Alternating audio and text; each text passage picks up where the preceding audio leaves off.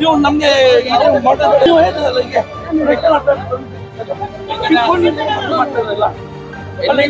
ಏನು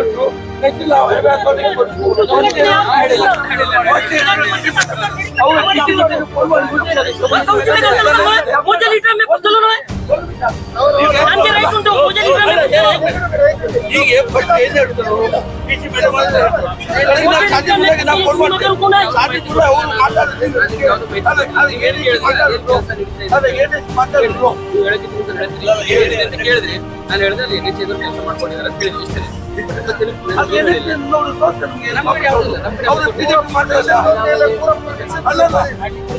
ಅಲ್ಲ ನಿಮ್ಗೆ ಹೇಗೆ ಮಾಡ್ತಾರೆ ನೀವು ಹೇಳಿ.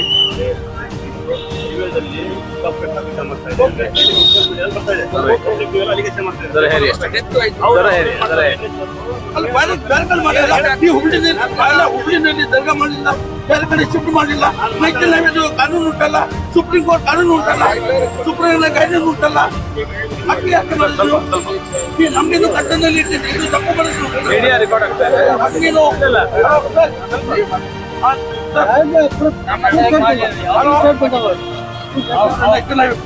ಇವ್ರಿಗೆ ಗೊತ್ತಿಲ್ಲ, ಯಾರು ಗೊತ್ತಿಲ್ಲ. ಇವ್ರು ಹೇಳ್ತಾರೆ ನಮ್ಗೆ ಎಲ್ಲರಿಗೆ ಫೋನ್ ಮಾಡಿದೆ ಮಾತಾಡ್ತಾರೆ, ನಮ್ಗೆ ಗೊತ್ತಿಲ್ಲನೇ ಹೇಳ್ಬಿಟ್ಟು ಇವ್ರು ಹೇಳ್ತಾರೆ ಡಿಸಿ ಹೇಳ್ತಾರೆ. ಇದು ತಪ್ಪಲ್ಲ. ನಮ್ಗೆ ಕತ್ತಲಲ್ಲಿ ಯಾಕೆ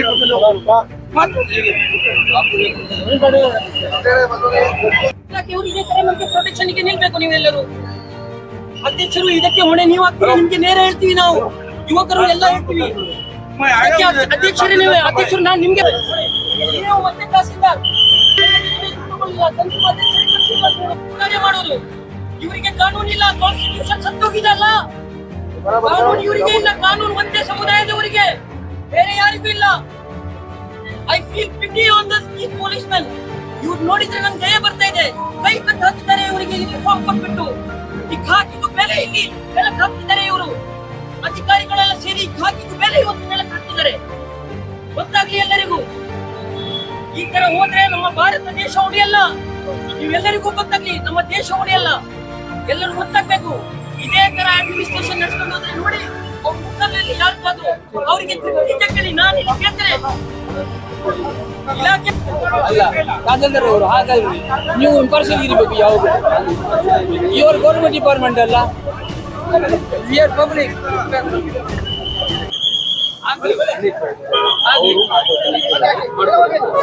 ಅವರದ ಸಾಧ್ಯ ಇಲ್ಲ. ಕೆಲಸ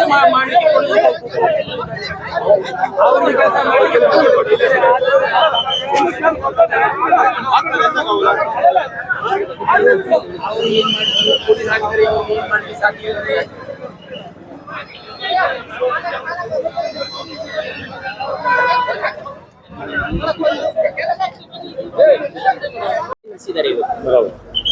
ಸಹಕಾರ ಕೊಟ್ಟಿದ್ದಾರೆ, ಪೊಲೀಸ್ ಇಲಾಖೆ ಸಹಕಾರ ಕೊಟ್ಟಿದ್ದಾರೆ. ಗೊತ್ತಾಯ್ತಲ್ಲ? ತಹಸೀಲ್ದಾರ್ ಮತ್ತೆ ಇದಕ್ಕೆ ಕಳಿಸುದು ಬೇಡ ನೀವು ಸರ್, ನೀವು ಕಳಿಸುದು ಬೇಡ.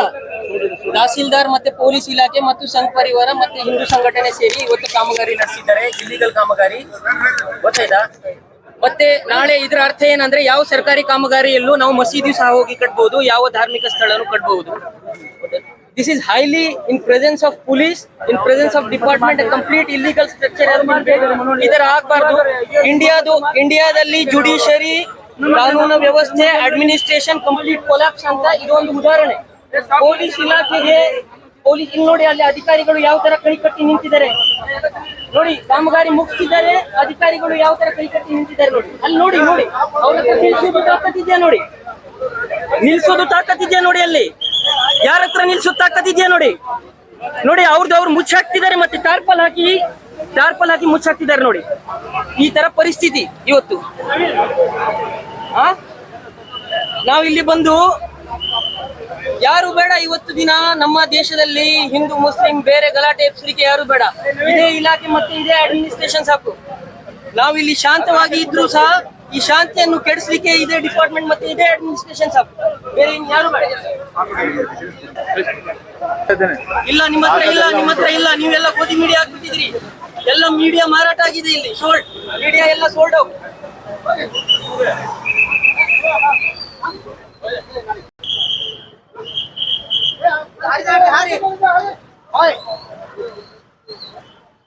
ಗಾಡಿ ಅಲ್ಲಿ